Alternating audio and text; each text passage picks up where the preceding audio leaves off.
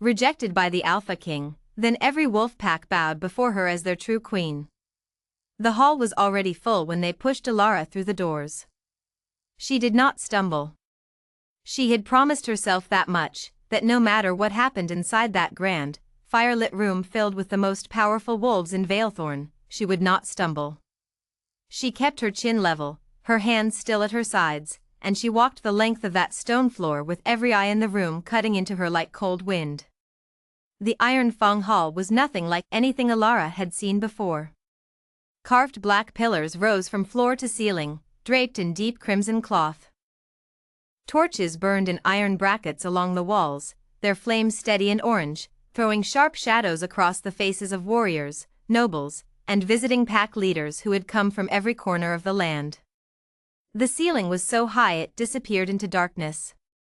The floor was polished obsidian, so smooth that Alara could see her own reflection walking beneath her, pale, slight, and dressed in clothes borrowed from a pack elder who had pressed them into her hands that morning with nothing more than a whispered prayer.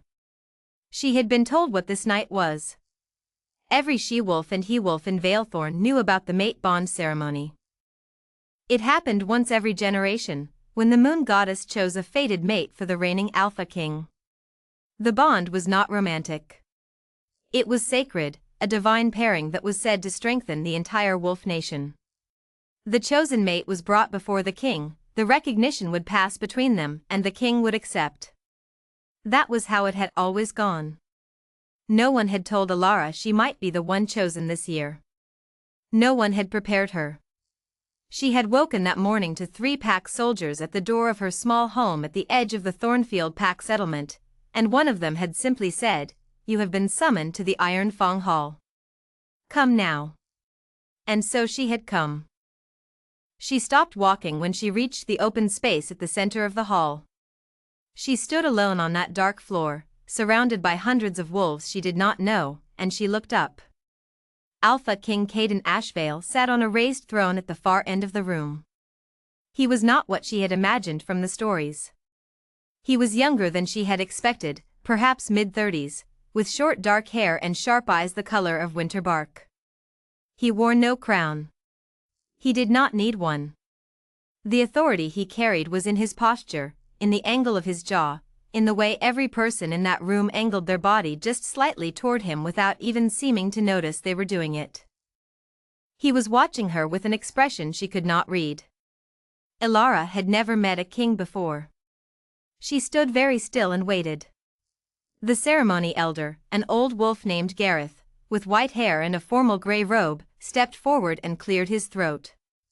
He spoke the ancient words in the old tongue, the phrases that called the moon goddess as witness. Then he turned to Alara and nodded once. The moment she met Caden's gaze fully, she felt it. It hit her like a wave, warm and certain and deep, like recognizing someone she had never met but somehow always known. The bond recognition. Her chest filled with it, steady and overwhelming. Her wolf rose inside her, urgent and sure, pressing forward as if trying to reach across the distance between them. She heard the murmur ripple through the crowd. They felt it too, at least the shift in the air, the unmistakable sign that the bond was real. Alara stood there, breathing carefully, the warmth of the bond spreading through her ribs like sunlight through glass. Caden looked at her for a long, silent moment. Then his expression closed. It happened quietly. No drama. No visible anger. His face simply went flat, and something in his eyes turned distant and final, the way a door looks when someone locks it from the inside. He leaned back in his throne. His voice, when he spoke, was calm and carries across every inch of that silent hall. "I, Alpha King Caden Ashvale," he said, "reject you, Alara Voss, as my fated mate." The words landed like stone dropped into still water. For one full second, nothing in the hall moved. Then the pain came. It was not a feeling Alara had any preparation for. It ripped through her chest from the inside, sharp and tearing, as if something that had just begun to grow had been pulled out by the root. Her knees buckled. She caught herself, barely, pressing one foot hard into the floor and locking every muscle she had. She would not fall. She had promised herself. She would not fall. She stayed upright. But the room was spinning very slowly, and the warmth that had just filled her chest was gone, replaced by something cold and hollow that pressed against her ribs from the inside. Her eyes blurred. She blinked twice fast and stared at the floor until the obsidian steadied beneath her. Around her, the hall broke into noise. Not outrage, worse than that. Whispers. Laughter, low and polite, designed to be heard. Someone near the back of the room said something she could not make out, and the cluster of wolves near them laughed. A woman's voice somewhere to her left murmured, "A Thornfield girl? Truly? That is who the goddess sent," and then said nothing more, because nothing more needed to be said. Ilara did not look up. She kept her eyes on the floor and her jaw locked shut. Caden had already turned away. He was speaking quietly to the tall, broad-shouldered man standing beside the throne, his chief advisor, she supposed, and whatever he was saying, it was not about her. She had already stopped existing to him. That, somehow, was the part that cut deepest. Not the rejection itself, but the speed with which she became invisible. Gareth the ceremony elder appeared at her elbow. He placed one dry, papery hand on her arm, not unkindly, and said in a low voice, "Come. I will walk you out." She let him guide her toward the side door. As they moved through the parting crowd, she kept her chin level. She would not look at anyone. She would not let any of them see her face fall. But she felt their eyes, and she felt the space they made for her, not the respectful space made for someone of worth, but the careful space made for something embarrassing that no one wanted to stand too close to. Outside the hall, the night air was cold and clean. Gareth stopped walking once the door closed behind them. "You handled yourself with dignity," he said. He meant it. She could hear that he meant it. But the words were the kind you said when there was nothing good left to say, so she only nodded. A pack elder from her own settlement, old Doris, who had pressed the borrowed clothes into her hands that morning, was waiting in the stone corridor outside. Doris would not meet her eyes. "You should be grateful," Doris said quietly, speaking to the floor. "That you were not, that there were no further consequences. That you are permitted to return home." "Yes," Ilara said. Her voice came out steady. She was surprised by that. She was escorted through the outer corridors of the Iron Fong stronghold and out through a side gate that led onto a dirt path heading south. Two of the king's lower-ranked soldiers walked with her as far as the tree line and then turned back without a word. And then she was alone. She walked. She did not know how long she walked. The path through the trees was dark and narrow, and she followed it by instinct, her feet knowing the direction south even when her mind was somewhere else entirely. The hollow in her chest grew heavier with every step, not lighter. Each breath pulled against it like breathing through water. She had done nothing wrong. She knew that with absolute certainty, and it helped her not at all. She found a clearing sometime before midnight. A wide, open space where the trees pulled back and the sky opened up above, full of stars and a moon that was nearly full, its light pouring down cold and silver over the grass. She walked to the middle of the clearing and stopped. She allowed herself, then, to feel it. Not the humiliation. Not the whispers. Not the image of Caden already turning away before she had even steadied her knees. She felt the loss of the bond itself, that brief, impossible warmth that had lit up her chest for less than 2 minutes before being extinguished. She pressed her hand flat against her sternum, over the place it had been, over the dull cold ache that was all that remained. She stood like that for a while. The stars were very bright. And then something shifted. It was not a sound. It was not movement. It was something beneath both those things, a deep, slow pulse that seemed to rise up through the soles of her feet from the earth itself, as if something underground had turned over in its sleep and noticed her standing there. She felt it move up through her legs, into her spine, spreading outward through her chest and arms, warm and deliberate and ancient in a way she had no words for. Her hand, still pressed to her chest, began to tingle. She looked down. In the silver moonlight, she could see the faintest trace of something on the back of her hand, a thin, pale line, curved like part of a symbol she did not recognize, glowing just at the edge of visibility before fading back to ordinary skin. Ilara stared at it for a long moment. Then she looked up at the moon. She did not understand what had just happened. She did not know what that marking was or where it had come from. She did not know why it had appeared in this clearing, on this night of all nights, with the cold echo of rejection still fresh in her bones. But somewhere very deep inside her, in a place she had no name for, something had woken up. She lowered her hand slowly. Something had woken up, and it did not feel like grief. It felt like a beginning. The Thornfield pack did not want her back. No one said it in those exact words. That was not how it was done. What happened instead was a series of quiet, deliberate signals, a meeting of the pack elders that she was not invited to attend, a shift in how people looked at her when she walked through the settlement, a sudden scarcity of work assignments in her direction, doors closing just a half-second sooner than they used to. Within 4 days of her return from the Iron Fong ceremony, the pack elder, a careful man named Gordon, came to her door with his hands clasped behind his back and his eyes on the middle distance. "The King's Court has sent word," Gordon said. "They are not, there is no. The expectation is that the rejected candidate returns to their former position, of course. However, our pack's standing with the Iron Fong Court depends on our discretion in these matters." Ilara waited. Gordon cleared his throat. "It would be better," he said, "if you found another arrangement.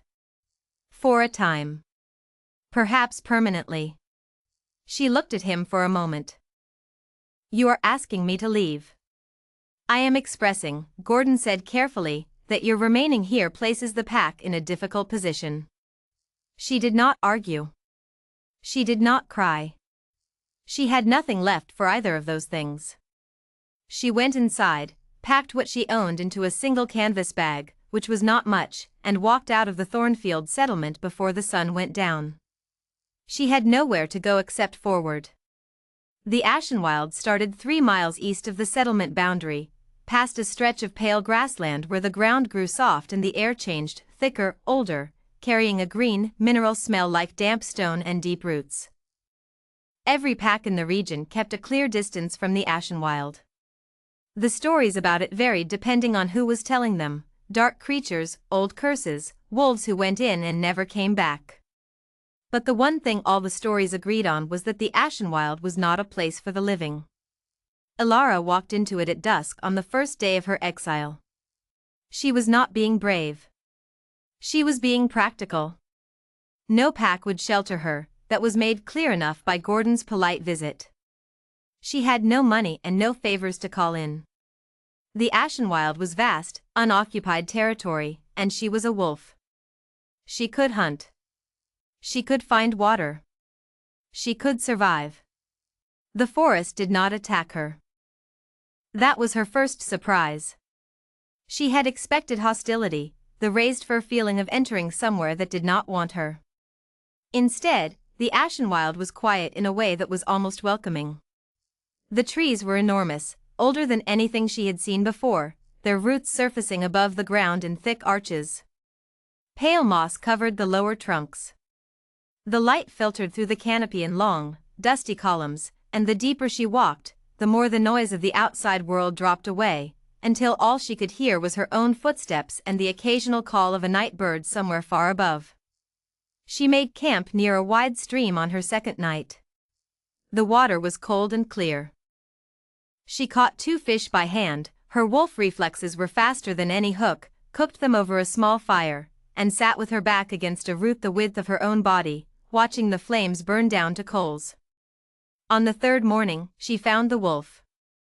It was lying in the brush 50 yards from her camp, half hidden under a fallen branch, a large, dark gray male, not in his human form, his breathing shallow and his left foreleg badly torn. He had clearly been in a fight. His wounds were old enough to have started closing on their own, but they were infected, and he was too weak to move. Alara crouched down a few feet away and watched him for a moment. He lifted his head and looked at her, his amber eyes glassy with fever, his lip pulling back just slightly in reflex warning. Then, as if the effort cost him too much, the warning dropped away and he put his head back down.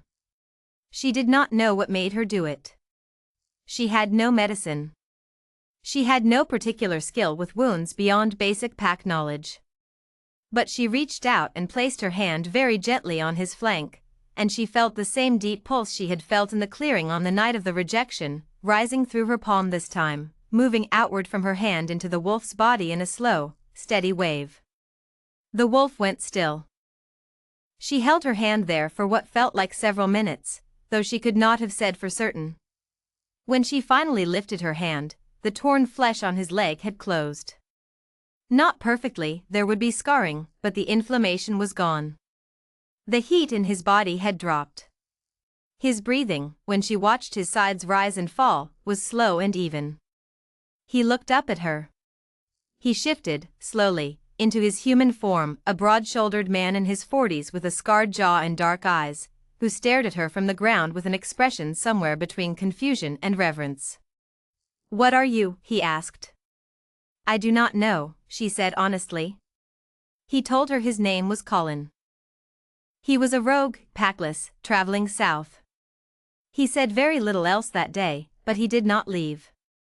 He sat beside her fire that evening and watched her with careful, wondering eyes, and in the morning he was still there. 2 days later, a second wolf found their camp. Then a third. A young female from a collapsed border pack, badly malnourished, who said she had smelled something in the forest she could not describe and followed it. A middle-aged male who had been running for weeks from a pack dispute and stopped at the edge of the Ashenwild feeling, as he put it, like something called me to stop here. A pair of brothers, barely grown, who had fled an unstable pack in the north and had no idea where they were going. None of them knew each other. None of them had any reason to gather in the same forest. But they all came, and they all stayed, and they all looked at Alara in that same careful way that made her feel like they were waiting for something they could not name. On the 7th night in the Ashenwild, the markings appeared again. She was sitting alone by the stream, washing the day's grime from her hands and face, when she felt the heat begin in her palms, slow and deliberate, spreading up her forearms. She pulled up her sleeves and watched as the lines emerged from her skin, silver white and glowing in the dark, tracing patterns up both arms from wrist to elbow. Curved lines, branching shapes, symbols that seemed to shift just slightly each time she looked at them directly, like they were alive. She was still staring at them when she heard a soft sound behind her. An old woman was standing at the edge of the tree-line. She was very small, wrapped in layers of cloth that had once been different colors and were now all the same shade of aged brown. Her eyes were filmed over with white, blind, Alara realized, and she was holding a carved walking stick that she was not using to walk. She was just holding it, standing still, her face turned toward Alara with perfect accuracy despite her unseeing eyes. "Show me your arms," the old woman said. Alara stood slowly. She did not ask how the woman had found her. She walked toward her and held out both forearms. The old woman reached out and ran her fingers over the markings without touching them, hovering just a breath above the skin, as if reading them by heat alone. Her expression, which had been calm, shifted into something much older. Her jaw worked. She lowered her hands and was quiet for a long time. "My name is Maris," she said at last. "I have lived in this forest for 31 years, waiting." "Waiting for what?" Alara asked. Maris turned her blind face upward, as if looking at the moon through the canopy above. "For the one who would carry these marks," she said. "The Starborn. The blood of the first Alpha, the one who ruled before the packs were separated, before the wars, before the kings. One descendant per generation, they say, but the mark only shows when the time is right. When the bond is broken. When the cage is gone." She lowered her face back toward Alara. "He did you a terrible wrong when he rejected you. But the moon goddess knew what she was doing. The rejection was never meant to break you. It was the key. Ilara stood very still. The key to what? To you, Maris said simply. To everything you actually are. The markings on Ilara's arms pulsed once, warm and certain, and then slowly faded back beneath her skin. Maris lowered herself onto a root and folded her hands in her lap. Sit down, she said. There is a great deal I need to tell you, and some of it is going to be difficult to hear. Ilara sat. She listened for a long time. The night was very quiet around them, and deep in the dark forest, she could hear the distant wolves of her small, strange gathering moving through the trees, calm, unhurried, as if they already knew they were exactly where they were supposed to be. By morning, Ilara understood 3 things with absolute clarity. The first was that the power she had used to heal Colin was real, was hers, and was only the surface of something far deeper. The second was that the 5 rival pack alphas who had spent generations fighting over territory and pride had no idea that the land they were arguing over had a true ruler, and that the true ruler had spent the last week catching fish in an exiled forest. The third thing she understood was this: she was not angry at Caden Ashvale anymore. What she felt when she thought of him now was something quieter and more useful than anger. It was clarity. He had looked at her and seen nothing worth keeping.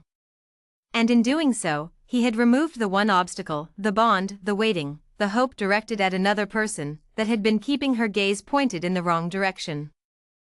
She was not someone's mate. She was not a rejected candidate returning in shame to a settlement that did not want her. She was the first alpha's blood. She was the starborn.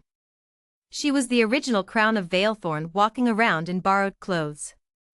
And it was time to stop walking away from things. Ilara stood up in the early morning light of the Ashenwild, with its ancient trees around her and the smell of deep earth and cold water in the air, and she made a decision. She turned toward the direction of the nearest pack territory. It was time to go and introduce herself properly. The first alpha she approached was the hardest. His name was Garrett Cole, alpha of the Stoneclaw Pack, which held the Eastern Ridge territories and had been in a border dispute with 2 other packs for 11 years. He was known throughout Veilthorn as a man who had never once backed down from a challenge and had never once lost a fight. His pack numbered nearly 300 wolves.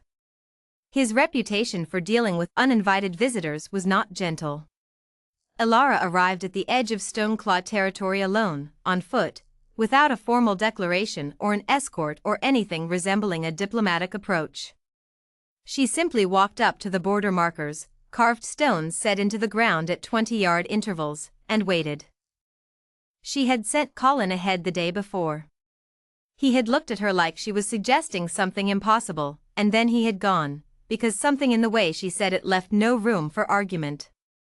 His job was only to tell the Stoneclaw border guard that someone wished to speak with their alpha and to use her name.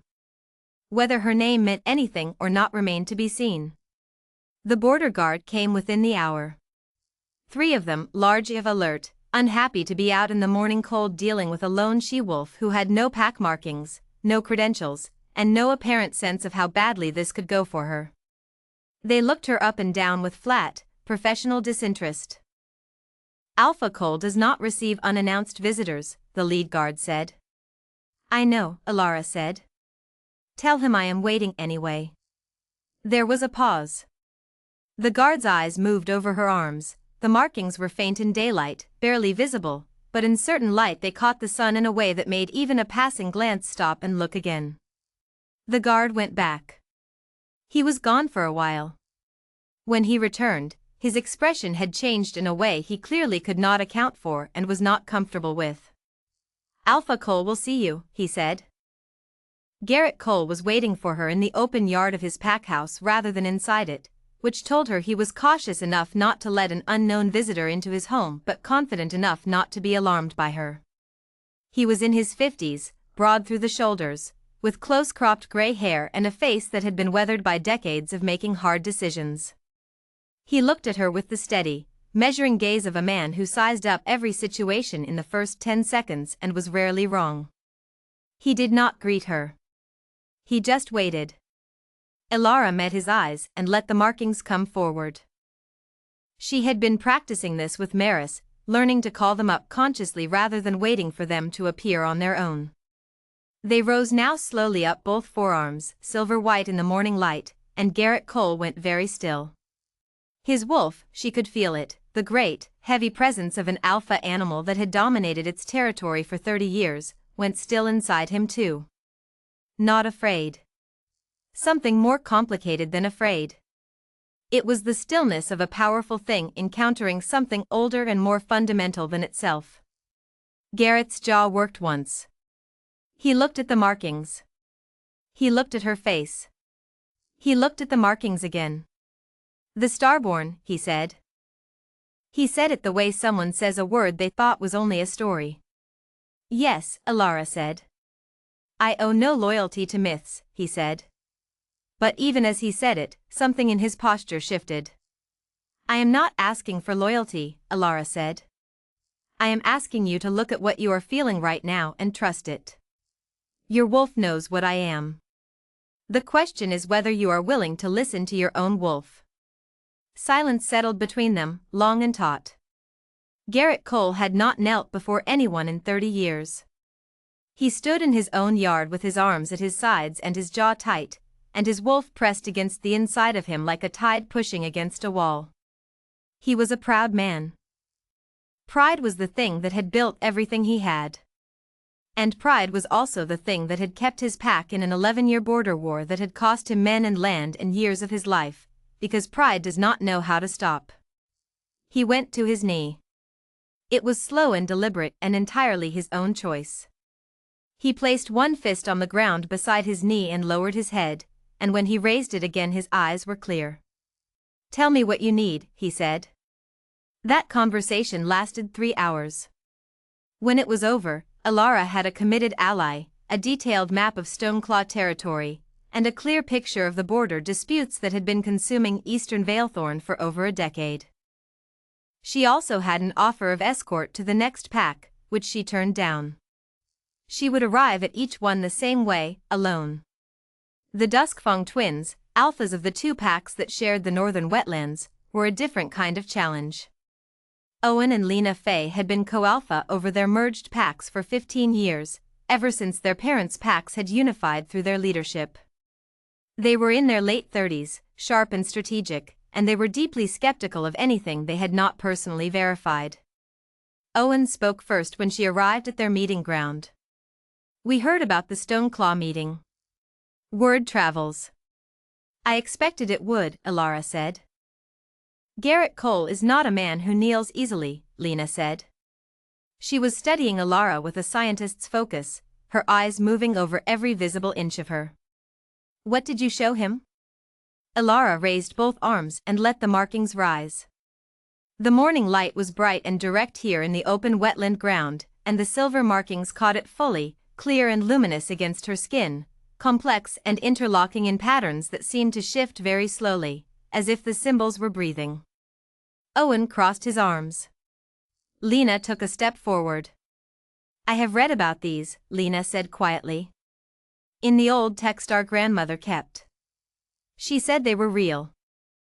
Our mother said they were fairy stories." "Your grandmother was right," Alara said.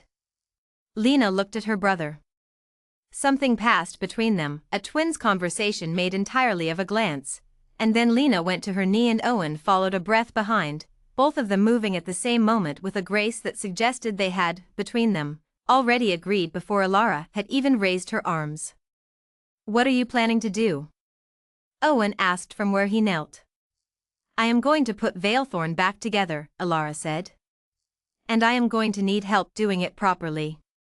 The Ironmore pack took the better part of a full day. Their alpha was a woman named Diana Cross, mid-40s, intense, deeply protective of her people after a devastating sickness had torn through her pack 3 winters ago and taken a quarter of their number. She did not kneel easily and she did not kneel quickly. She asked hard questions for 2 hours, and Alara answered every one of them directly and without decoration, because Diana Cross was the kind of woman who could hear a lie from across a room and remember it forever. It was not the markings that convinced Diana. It was a moment in the fourth hour of their conversation when Alara looked at her across the fire they had built between them and said, "You lost people 3 winters ago. You made decisions during that time that you still think about. The pack did not lose confidence in you, you lost confidence in yourself. But that is not weakness. That is what it looks like when a leader actually cares. I want people around me who know what it costs to lead." Diana was quiet for a very long time after that. Then she stood, and instead of kneeling she extended her hand across the fire. "I do not kneel," she said. "But I will stand beside you." "Does that suit the Starborn?" "It suits me better," Alara said, and shook her hand.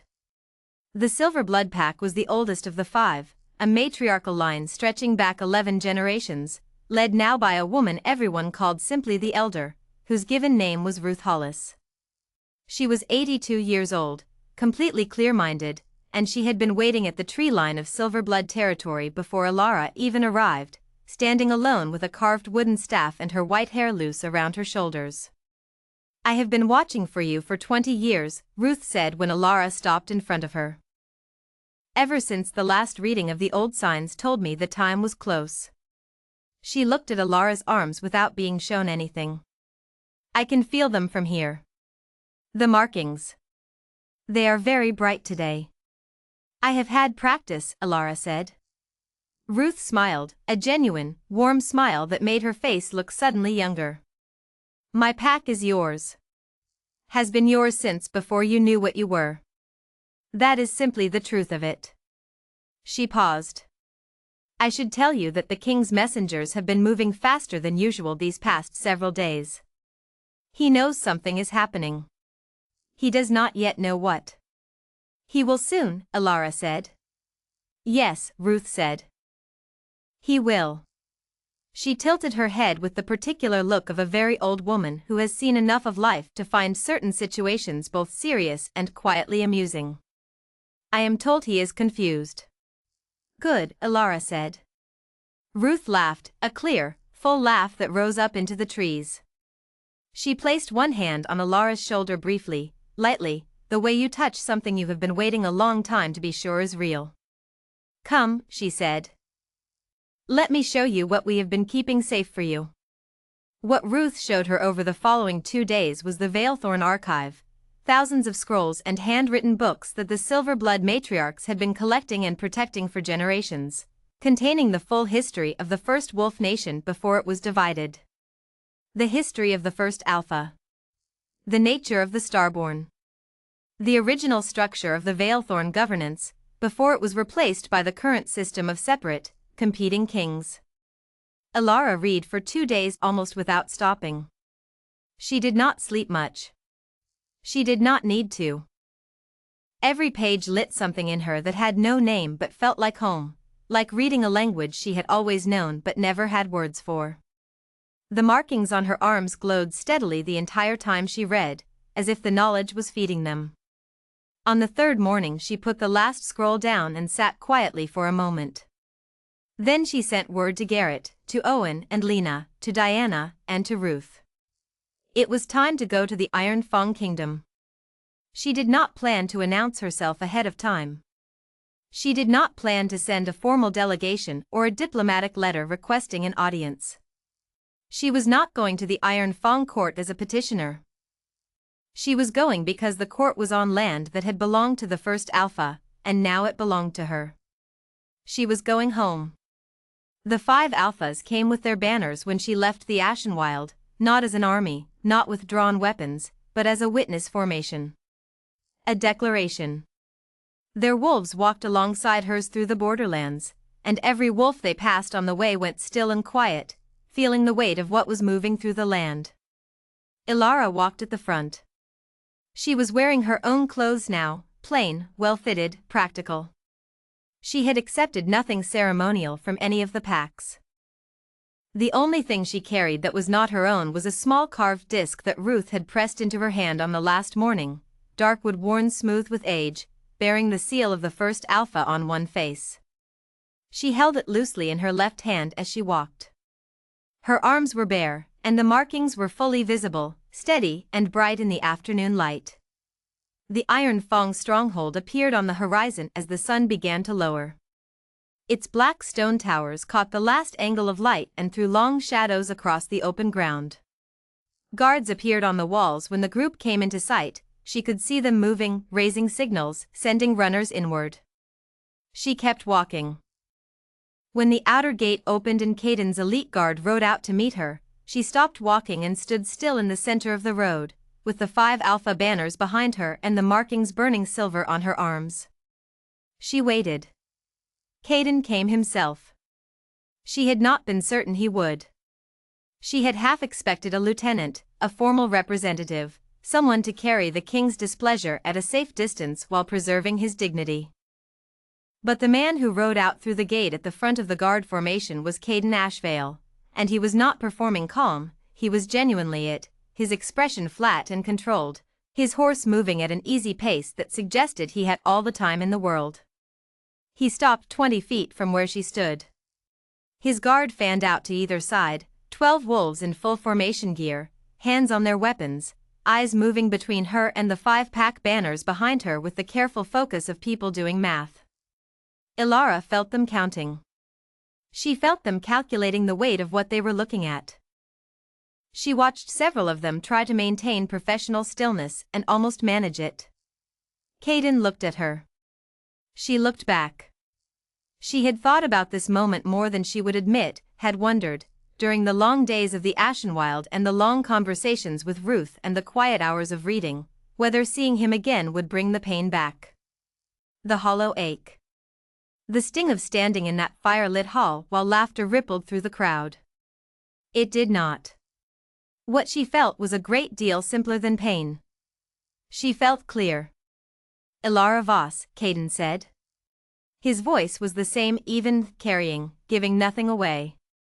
Alpha King, she said. He looked at her arms. She watched his eyes move over the markings and saw him absorb what he was seeing with the same rapid, private discipline he had probably used to absorb every unwelcome piece of information in his life. His expression did not change. But something behind it did, a brief, suppressed movement, like the surface of water pressing back against something pushing up from underneath. He looked at the banners. He read each one in a deliberate sweep: Stoneclaw, Duskfang, Ironmoor, Silverblood. The 5 rival packs that had never once agreed on anything in living memory, standing together behind a woman he had dismissed in front of his entire court less than 2 months ago. Caden was an intelligent man. She had understood that from the beginning, even from the other end of that hall. He saw exactly what this was. You have been busy, he said. Yes, she said. One of his own guard, a man she did not know, stocky and gray-haired, with the bearing of someone who had been in service for decades, made a small, involuntary sound. She looked at him. He was staring at her arms with the expression of someone who had just remembered something he thought he had forgotten. His shoulders had shifted, barely, toward her. His weight had moved forward on his feet. Caden noticed. She saw him notice. She watched him catalog it and file it in whatever internal system he used to keep everything organized and under control. What is it you want? Caden asked. Ilara let the silence hold for one breath before she answered. I do not want anything from you, she said. I came to stand on my own land. This is Iron Fong territory, he said. This is Valethorn, she said. All of it. Every mile. It was one nation before you were born, before your father was born, before his father. The packs did not always war with each other. The land was not always divided. The first Alpha held all of it in trust for the people in it. That is what the original covenant said. You can read it. Ruth Hollis has a copy. Something in his jaw moved. I am not here to take your throne, she continued. The Iron Fong throne is yours. I am not interested in it. What I am standing on is the authority that predates your throne, the authority that your throne was built on top of and does not acknowledge. And I am done standing at a distance from it. Caden looked at her for a long, unreadable moment. Then he looked at his guard. The gray-haired man who had made the involuntary sound was watching Alara with steady, unguarded attention. As Caden watched, the man squared himself, took a deliberate breath, and looked at his king. "Forgive me," the man said. His voice was quiet. "I have served this post for 24 years. I say what I say with full awareness of what it means." He looked back at Alara. He took a step forward, and then he went to one knee on the road. The silence that followed was absolute. Caden did not move. 2 more of his guard went down. Then 3 more. One by one, with the slow, unstoppable quality of a tide coming in, the 12 members of Caden's elite guard knelt, not in unison, not in coordination, not because anyone commanded them, but each one individually, each one making their own choice, each one following something inside them that had recognized something in her. Caden was the last one standing. He stood in the road with his guard knelt on both sides of him and the 5-pack banners behind Alara and the markings burning on her arms in the lowering afternoon light, and Alara could see on his face the precise moment when the last outer layer of his composure reached its limit. It was not rage. It was not defiance. It was something more honest than either of those things, the expression of a man who had built his entire understanding of power on a particular foundation and was being asked to see that the foundation had a crack in it he had never noticed. She did not press him. She did not say anything. She let the silence do its work. Finally, he spoke. "What happens now?" "Now," Alara said, "we talk. Properly. With a table between us instead of a ceremony floor. And you listen, and I listen, and we figure out what Veilthorn looks like when it functions the way it was meant to." He looked at her for a moment more. Then he dismounted from his horse in one smooth motion, handed the reins to the nearest kneeling guard without looking at him, and said, "Follow me." He led her through the gate himself. The wolves of the Iron Fang stronghold watched from every wall, every courtyard, every window as she walked through. She felt their attention like sunlight on her back, not hostile, not afraid, but awake. Wondering. Processing something their instincts understood ahead of their minds. She walked through the place that had humiliated her 6 weeks ago with her shoulders level and her markings visible and her heart entirely quiet. She was not returning in triumph. She was returning as herself, for the first time. That was better. The conversations that followed did not happen in a throne room. Caden brought her to a room she had not seen on her first visit, a long, map-covered chamber on the upper floor of the stronghold's east wing, where strategy sessions had apparently been held for generations. The table was covered in territorial maps, trade route records, population tallies. It looked like the room of someone who spent a lot of time trying to manage something complicated. Ruth Hollis had once told Alara, in one of their long evenings in the Silverblood archive, that power without knowledge was just pressure. That the best leaders were not the ones who pushed hardest, but the ones who understood the weight they were pushing against. Standing in that map-covered room, Alara began to understand something about Caden Ashvale that she had not been able to see from the other end of a rejection. He was exhausted. Not in a visible way, not slumped shoulders or shadowed eyes. But in the way someone is exhausted when they have been holding something very heavy for a very long time without putting it down, and the effort has become so automatic that they no longer notice they are doing it. It was in the set of his shoulders and the quality of his silence and the way he moved through the room, efficient, controlled, precise, with none of the ease that came from actually resting. She sat down across from him at the long table. Garrett and Diana took seats at the far end. Ruth stood near the window, her carved staff in hand, in the particular way she had of being present without intruding. Owen and Lena Faye positioned themselves at the side wall. Caden looked at the assembled faces and said nothing for a moment. Then he said, "The 11-year border dispute between Stoneclaw and the Duskfang territories, are you telling me that is in a position to be resolved?" "Resolved and formalized within a month," Garrett said, with the direct ease of a man who has already made his decision and is simply reporting it. "That is what she worked out in our first conversation." Caden looked at Alara. "How?" The center 3 miles of the disputed area are currently unusable by either pack because of the dispute itself, she said. Neither side hunts there, neither side builds there, it is just contested land sitting empty. If it becomes jointly managed neutral territory under an agreed charter, both packs gain safe border access and the fighting reason disappears. Neither side loses face because neither side is conceding, they are both gaining a resource they did not have before. Caden was quiet. He looked at the map. He found the relevant area and studied it with his finger tracing the border. My court discussed that territory for 3 years, he said, not with ego, but with the flat observation of someone reviewing a fact. Your court was trying to decide who should win, Alara said. That is not the same problem. Something shifted in his expression. It was not admiration exactly. It was the look of a strategist recognizing a better angle. They worked through the night. The border dispute was only the first layer. Beneath it was a tangle of trade access issues, resource allocation problems, ancient grievances that had been passed down through generations long past the point where anyone remembered what had originally caused them, and governance gaps where the Wolf Nation's patchwork of separate pack rules had left entire communities in an administrative nowhere. Packless wolves with no legal standing, rogue individuals with no recourse, vulnerable communities that no pack claimed but every pack could. Pressure. Alara had been thinking about all of it. She had been thinking about it since the Ashenwild, since Ruth's archive, since the long walks between pack territories where she had seen with her own eyes what the division cost. She did not have all the answers.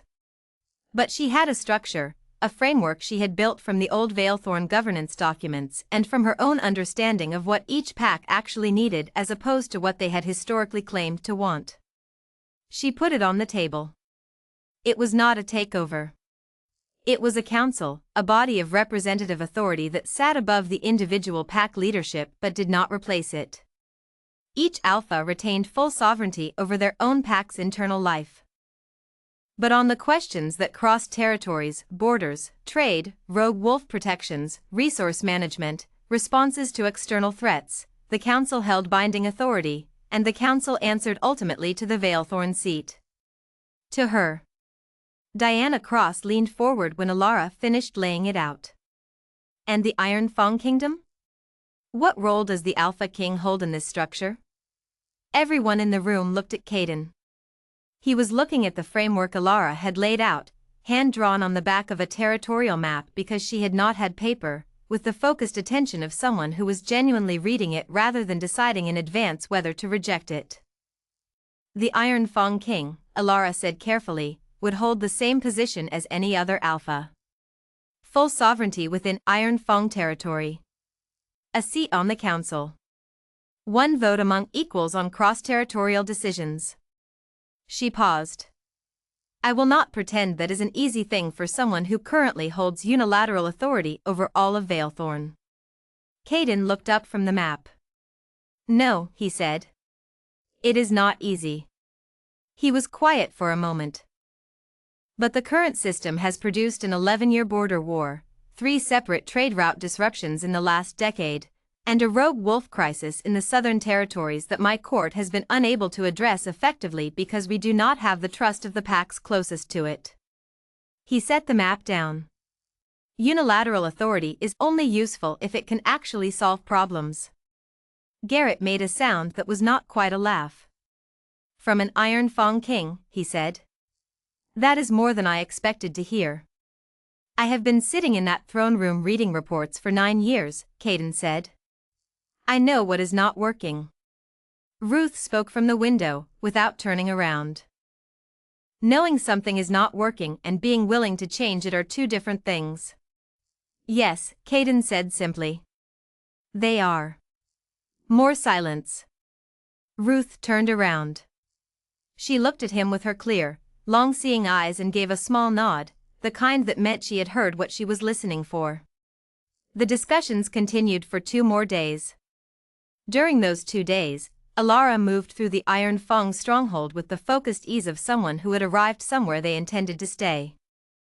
She held conversations with Caden's advisors, some of whom were defensive, some of whom were genuinely curious, and 2 of whom, she discovered, had been quietly cataloging the same governance problems she had identified and had been unable to bring them to the king's attention in a form he could act on.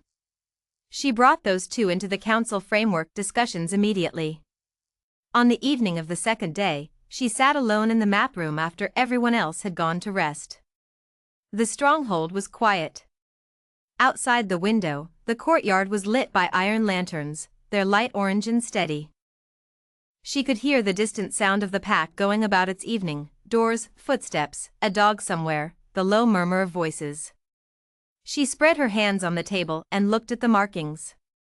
They were calm now, low and steady, more warm than bright, as if whatever urgency had carried them through the past weeks had settled into something more sustainable. Less a fire, more a hearth. The door opened. Caden came in carrying 2 cups. He set one in front of her without ceremony. Tea, she discovered when she picked it up, hot and slightly bitter, exactly the kind she would have chosen if asked. He sat across from her and held his own cup without drinking from it. They sat for a moment in the quiet. "I owe you something," he said. "You owe me nothing," she said. And she meant it. She had stopped needing anything from him weeks ago. "I was wrong," he said. Not performed. Not diplomatic. Just a man saying a thing he had clearly been sitting with for some time. "I looked at you in that hall and I made a decision based on pride, mostly. And fear, I think, though I would not have called it that at the time. You were not what I had constructed in my mind as a fit match for a king. You were too quiet. Too small. From a pack I had never thought about. I decided in the first 30 seconds and I did not look again." He paused. "I have learned since then to understand what that cost." Ilara looked at him across the table. She thought about the clearing on the night of the rejection, and the cold hollow in her chest, and the small silver line on the back of her hand that had been the first sign that something entirely different was beginning. "The thing is," she said, "if you had not done it, I would not be here. Not like this.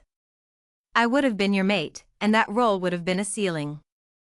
Everything I actually am would still be dormant." She turned the cup in her hands.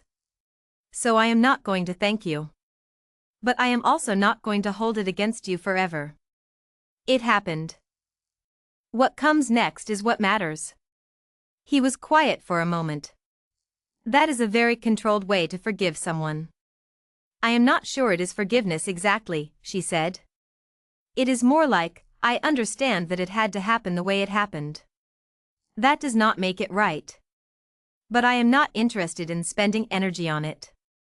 He nodded slowly. He drank from his cup. Outside, one of the lanterns in the courtyard shifted in a breeze, throwing its light differently for a moment, and then settled back. "The council framework," Caden said. "The seat structure. There are 2 modifications I want to propose before we finalize it." "Tell me," she said. They talked until very late. When she finally left the map room and walked the corridor to the guest quarters the stronghold had given her, she realized that somewhere in the last 2 days, she had stopped thinking of this place as the location of her worst memory and started thinking of it as a place where work was being done. The 2 things did not cancel each other out. They just occupied the same space. She had capacity for that now. In the weeks that followed, the Valethorn Council took shape with a speed that surprised everyone involved, because the need for it had been so long in existence that the moment the structure existed, people moved into it. The border dispute ended formally in the 3rd week.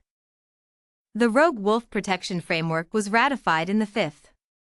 Trade agreements that had been stuck in negotiation for years resolved in the 7th, because the council provided a neutral mediation structure that no one had previously been willing to trust a single pack to provide.